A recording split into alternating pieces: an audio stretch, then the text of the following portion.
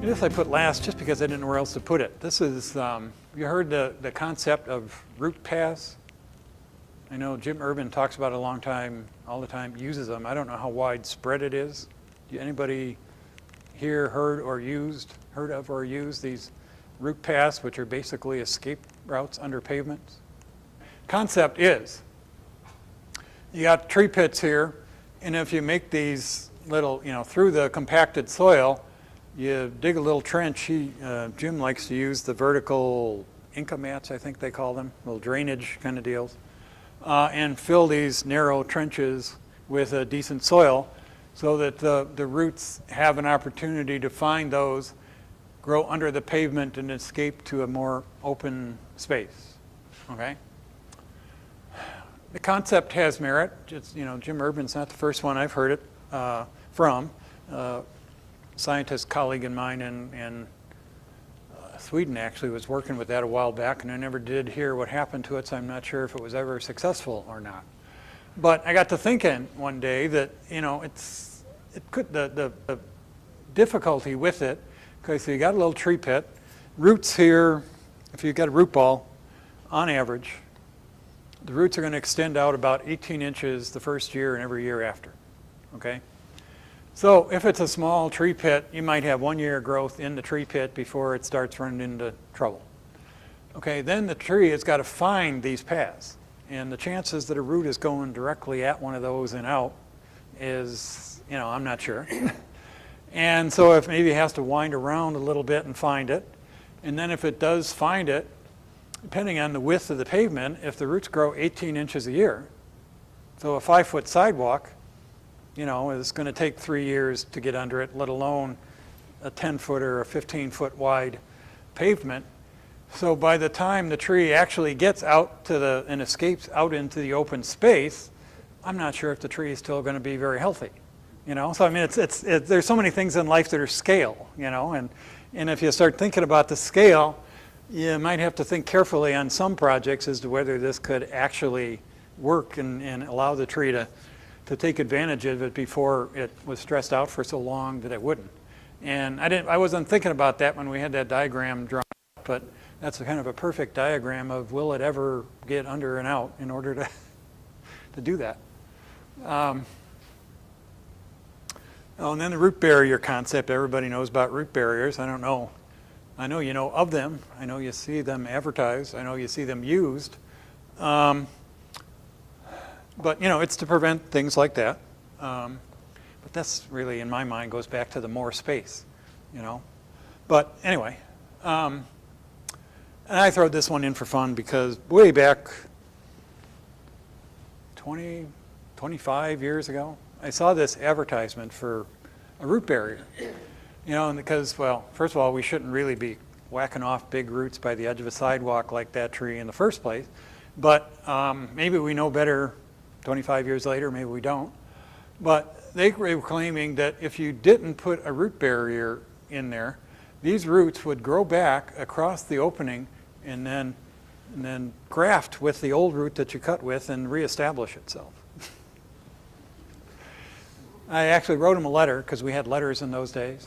And I said, well, where do you get this information from? I'd really like to know about this. And they never responded, but the next version of the brochure that came out, they didn't have it in there.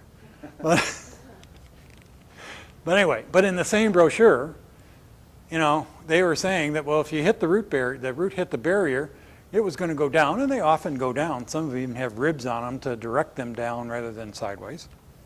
But once you got it going in that direction, it was just going to go the same direction until it hit China or something, according to the... And I think that diagram is gone as well, because we know that doesn't happen anymore. Okay? So there have been a number of studies that have planted trees next to sidewalks, put barriers in them. This one happens to be Ed Gilman's at University of Florida. And he went and he dug them up several years later. In Florida growth, that's probably 3 years between seedling and that size, based on some work I've done down there with him. But so what they did, the roots went down. They got down there somehow. He didn't dig up the other side that I saw. But Okay, some of them kind of stay down, but some of them come right back up to the surface on the other side. Okay? Where's all the good stuff in soil? Where's the oxygen come from? The air. Where's the water come from? The rain. Where's the least, even just without human or any kind of traffic, where's the least compacted soil? Just because of the weight of the soil itself. It's always up at the surface. And then you got all the fine particles filter down and they make more compaction because of changes in texture. All the good soil is at the surface, so any root, self-respecting root is going to try to find the good soil, and it's going to go back up toward the surface. And there's been 3, 4, 6, whatever studies, different places that have essentially showed that. Like I was down at the Bartlett research labs, they did a similar thing with different kinds of treatments, and a lot of those roots came right back up, right underneath the pavement, because the pavement's been removed here.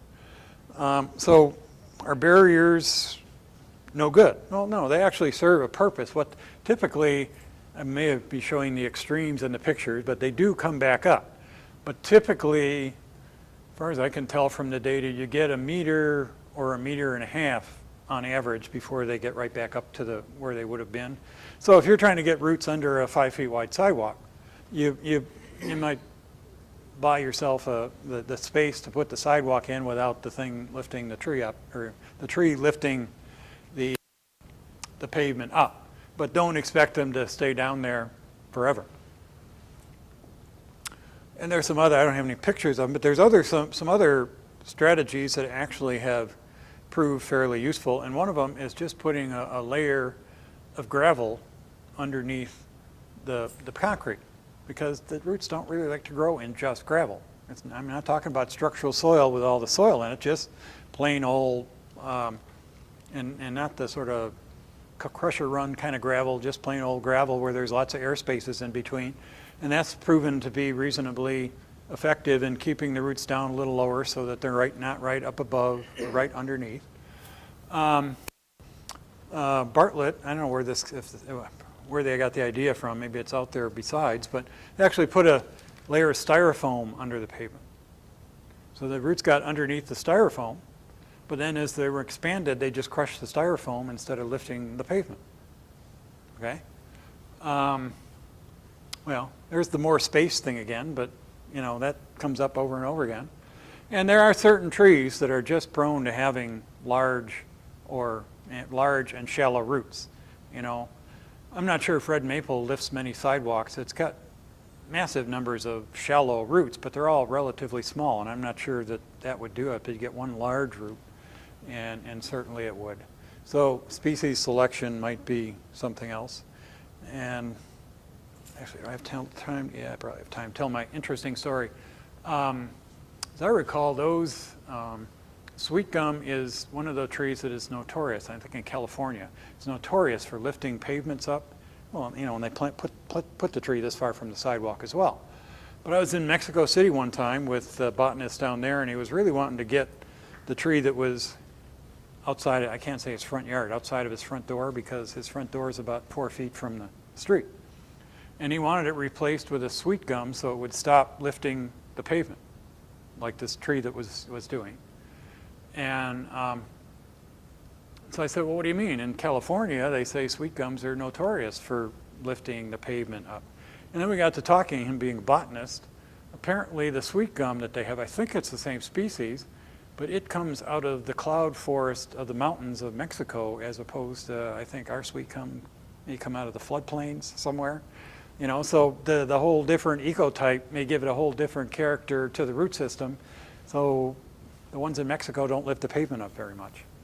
Anyway, so it's worth paying attention to species.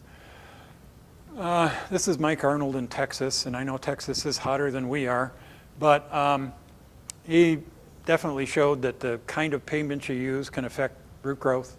And particularly here, he was looking at color. And the darker the brick, the less root growth you got underneath it just because of the heat. And you didn't have any brick at all, and you got more root system growing. So another example of, I know we need pavements, I know we need lots of things, but you keep in mind and try to compromise somewhere to get the root trees what they need as well. When you're in pavements, you always got deicing salts. And I probably should have put a label on there, but this is, I looked up some, and on the left is the amount of salt applied to the pavement in one snow event in the northern states. The one on the right is the amount of salt applied to the same amount, area of pavement over the course of a season. And I'm not talking about last season. I'm talking about an average one. So that's a lot of salt. And, no wonder we're having so much trouble. But this is actually, I'd always heard that if you have a little lip around the planting pit, that it'll keep the salt out of there and the trees will do better. And I got called to a site some years ago, and there was lots of trees were dying. And anyways, there was a question of whether it was salt or something else. And the only trees that were really doing well on the whole site was this one area where it had the little 1-inch concrete step around the pavement, and all the salt ran around them instead of into the pits. And it was the only trees on the site were actually doing reasonably well, and everything else really looked awful from all the salt. And then there's tree grates. I know the city foresters all hate tree grates. What about landscape architects in general? Thumbs up or thumbs down? Depends. Okay. It'd be good if we could get the trees in the middle of them to begin with. I like that a lot. And this one's designed to have open space around it, but then they went and filled it with some hard concrete-like material. So I mean, they have their issues, but again, I was talking about that little study that we did, trying to see whether some of these porous, molded, in place or not concrete things would do any better. And what we found is air and water got through those things like there was no tomorrow. They did clog. In fact, we clogged a lot of them. We went down to the city and got ones that were really clogged, and they still had water going through them like crazy. But it seemed like, and Bob may or may not want to confirm, but it seemed like, this nice flexible material, it needed a structure underneath it as well to be practical. The water and air goes through like crazy. And I have seen some at a trade show somewhere that seemed to have a lot more structure to it that they were selling for, I forget which application, but those kind of things might get developed by some concept like that over the years. Certainly it's not, there's no horticultural limitations to it that I found, but some of the practical ones need to be overcome.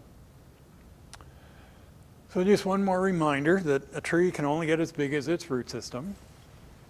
I put this one in there just to remind you of that, but also to just kind of mention our latest project we're about to undertake, and which is to look at the horticultural advantages of planting larger trees bare root. I don't know, you guys are probably seeing more and more of this. I mean, they were transplanting large trees bare root on this old house a couple of years ago, and of a firm that does it out that way. I know a couple guys in Ohio and Washington that do it, and you're getting really good conversations between the B&B advocates and the bare root advocates on all the different aspects, and I won't spend too much time on that tonight. But the one thing that got us intrigued was that I was looking at old pictures when I was doing the book, and I was searching them down in places like the Iowa State University Library. And so I found a picture of more than one picture, but pictures of trees. I mean, had to have been 18-inch trees being transplanted bare root back in the 1890s. Okay? And they actually had a machine called the Hicks tree movers that was nothing but a wagon out of the Old West with a pivot on it that pivoted the tree, and then the horses went and pulled it off and put it in a new spot. But I found a picture that the documentation with it was a Norway maple. There was a horse and buggy next to it. It looked like the tree had been there for 10 years or since it was a seed, because it didn't have that look of just being transplanted and really thin and all that for a good-sized tree. And the documentation said that that tree had been moved the year before. And I got to thinking about, if you're moving that big root spread, and all the tree has to do is fill in with the fine roots in between, which are kind of replaced annually anyway, you just might get a whole lot faster establishment out of the tree. And not that it would ever be good for every situation, but there might be places where that would be kind of useful. So we're in the midst of embarking on a study like that, been setting up and practicing so that when we get to it we can actually do this. But someday we'll be able to tell you about that. But I mean, that's an average thing for the guys that transplant trees bare root. They say you can do it in midsummer, so we're going to try it in July. How do they get the roots bare? With the air tool, the air spade, air knife, air whatever tool, they all have different names. But yeah, and this is just a for fun picture, Who says trees need roots, right? Well, they don't need roots if they don't have branches. But that's the way just about every tree is transplanted in China. It's hard to find a tree that, is not transplanted like that in China. I don't care how big, how small. I don't even show you the extreme large ones that they do that way. So, hope you learned something to help you stay at the top of your profession. And if you have any questions for me to clear things up for you, I'd be happy to.